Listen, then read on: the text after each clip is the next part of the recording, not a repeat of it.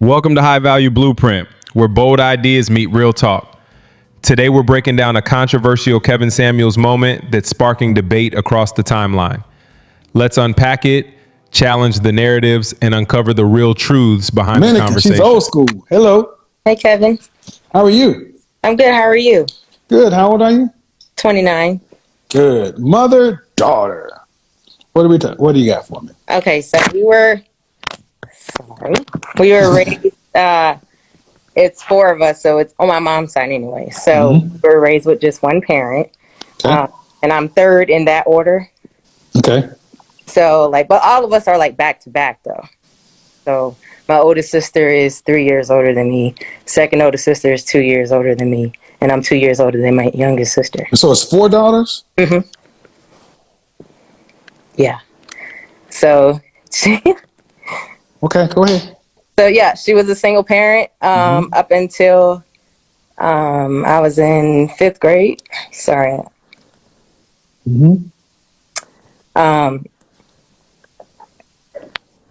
But I mean, up until that point, we were raised by my sister, right? We didn't have a lot of money, so there were a lot of nights that we were hungry. It was just a lot of things that my family doesn't even know about, what we struggled with, because there was a lot of things that happened in that house that my mom would always say, what happens in this house stays in this house. What happens in this house stays in this house, right? But when she decided to get married, she married somebody that she barely knew. And he was younger than her, probably about 10 years younger than her. I can't remember. But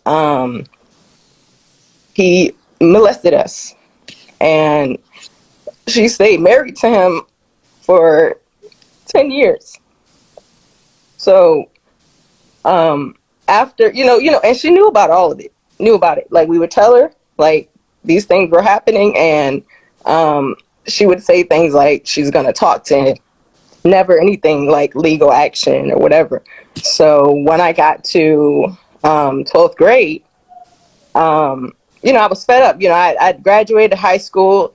I was fed up. It was the summer of after I graduated, and I basically was waiting to get into the military because that was basically my way out from all of this. But he had touched my little sister, and basically that was the last straw for me. So I had called my mother, and I told her, I said, you got an option. I'm going to call the cops, or you're going to call them. The cops were called, and they took him for a little bit, but he came back because, if you don't have a lot of proof. First time offense, yep. Right. So he came back, and there was a huge argument and things like that. And, ended in me grabbing a knife, things like that. So he basically ran out of the house. I went to my aunt's house, and I stayed there to cool down or whatever. But even after that, it was kind of a long time before she decided to divorce him. Okay. But so they're divorced years ago. They're divorced now? Yep, they're divorced. And your younger sister, where is she? She went to the Army, but she's out now. She's married. She's still in Savannah. I'm in Atlanta now, but we're from Savannah. And your younger sister's married. About your 2 older sisters? My oldest sister is married. My second oldest sister is not, and I'm not. Okay. Have you guys ever had any counseling or therapy between your sisters? I did. When I went to the Air Force. I decided to bring that up because it's a lot of things I still struggle with. But what I'm asking is individually, because did he molest all of you? He did. My oldest sister didn't get much of it because he put her out of the house.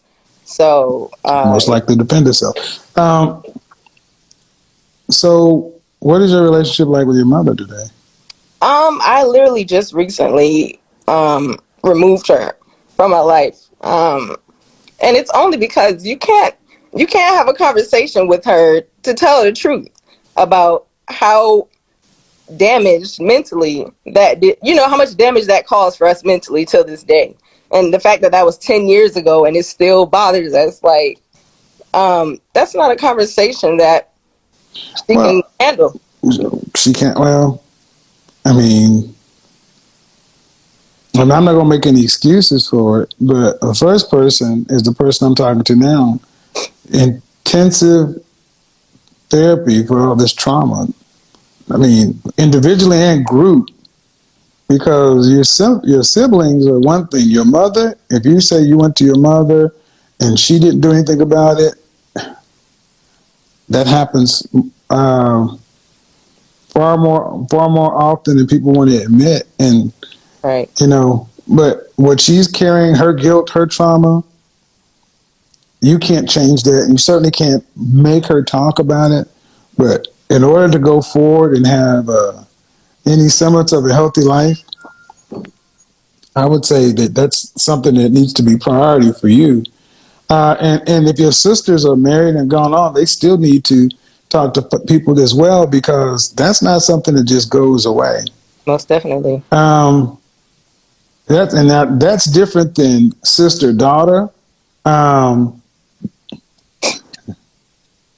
yeah, that's different than sister daughter.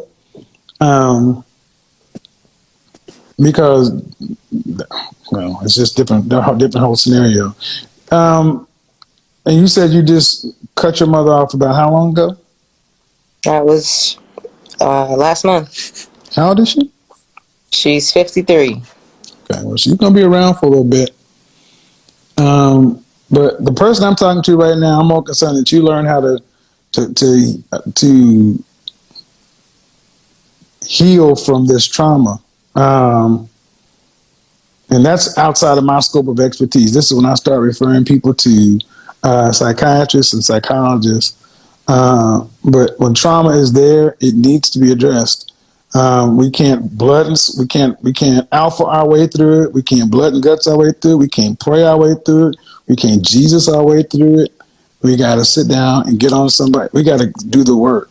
So, sorry that happened to you and your sisters, but and I'll say this, that once you are in a better place or you're starting to do the work, you may look at the situation differently with your mother. And I'm not saying, you guys will ever have a normal relationship, but you may be able to understand that she's got some traumas and things going on with her right now, but you got to fix you.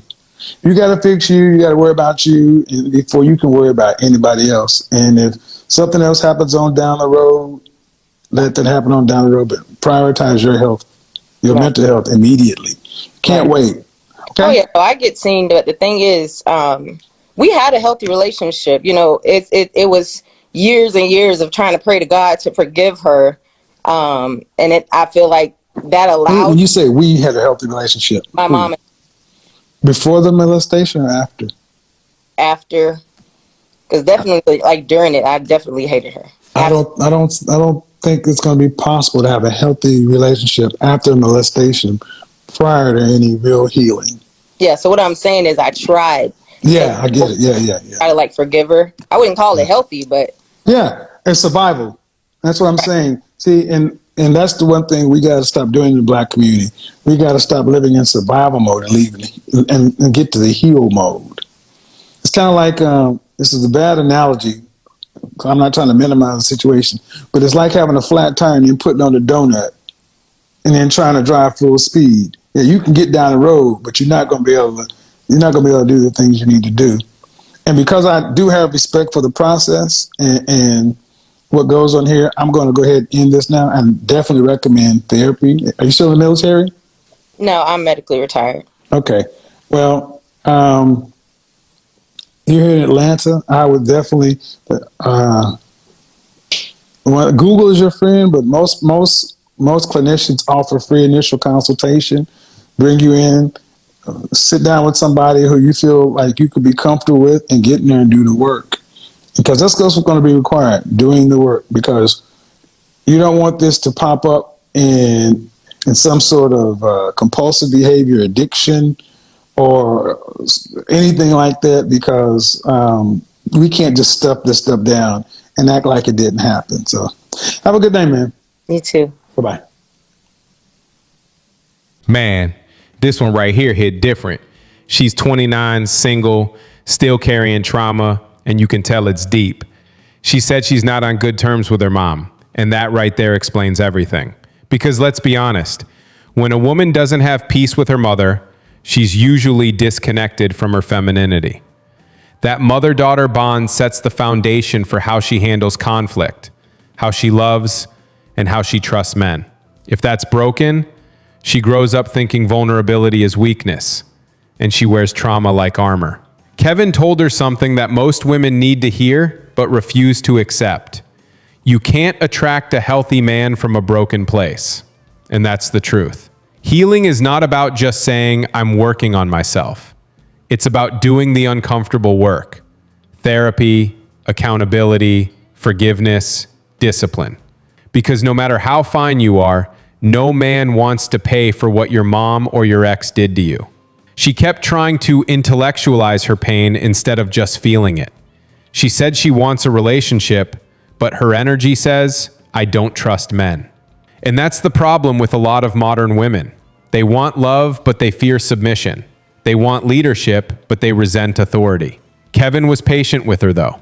He gave her game, not just critique. He told her to repair the relationship with her mother, not for her mother's sake, but for her own peace.